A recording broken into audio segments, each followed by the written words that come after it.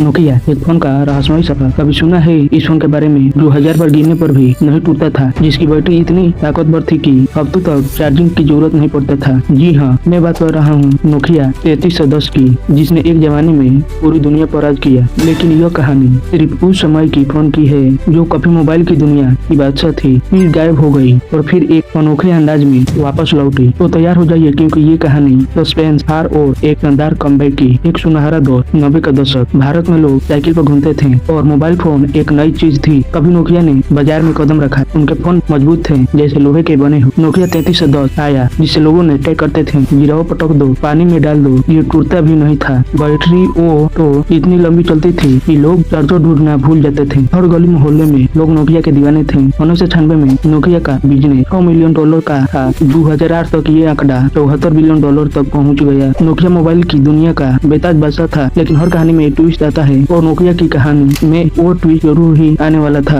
अंधेरे का साया। 2007 का साल, सूरज चमक रहा था, लेकिन नोकिया के लिए आसमान में काले बादल छाने लगे। 9 जनवरी को अमेरिका में एक शख्स ने मंच पर कदम रखा। वो कोई और नहीं, स्टीव जॉब्स थे। उन्होंने दुनिया के सामने आईफोन लॉन्च किया। ये फोन कोई साधारण फोन नहीं था। इसकी टच स्क्रीन, स्टाइलिश डिजाइन और नए फीचर्स ने लोगों को चौंका दिया। ये एक क्रांति थी, लेकिन नोकिया ने इसे गंभीरता से नहीं लिया। उन्हें लगा कि हमारा फोन तो सबसे मजबूत है, ये आईफोन क्या कर लेगा। यह उनकी सबसे बड़ी भूल थी। लोग अब मजबूत फोन नहीं बल्कि स्मार्ट और स्टाइलिश फोन चाहने लगे। टच स्क्रीन का जादू चल गया। उधर गूगल ने एंड्रॉइड लॉन्च किया, जो हर कंपनियों को सस्ते स्मार्टफोन बनाने का मौका दे रहा था। लेकिन नोकिया वो अपने पुराने सिम्बियन ऑपरेटिंग सिस्टम में अटक रहा। सिम्बियन पुराना पड़ चुका था, उसमें नई एप्स बनाना मुश्किल था और टच स्क्रीन का अनुभव भी खराब था। नोकिया ने 2007 में N97 लॉन्च किया था, जिसमें टच स्क्रीन के सामने स्टाइलिश आउट कीबोर्ड था। लोगों को लगा कि शायद नोकिया अब वापसी करेगा, लेकिन N97 फेल हो गया। टच स्क्रीन काम नहीं कर रहा था और कीबोर्ड टूट जाता था और सिम्बियन सिस्टम बेकार था, सस्पेंड पड़ता था। नोकिया का साम्राज्य डगमगाने लगा। 2007 में उनका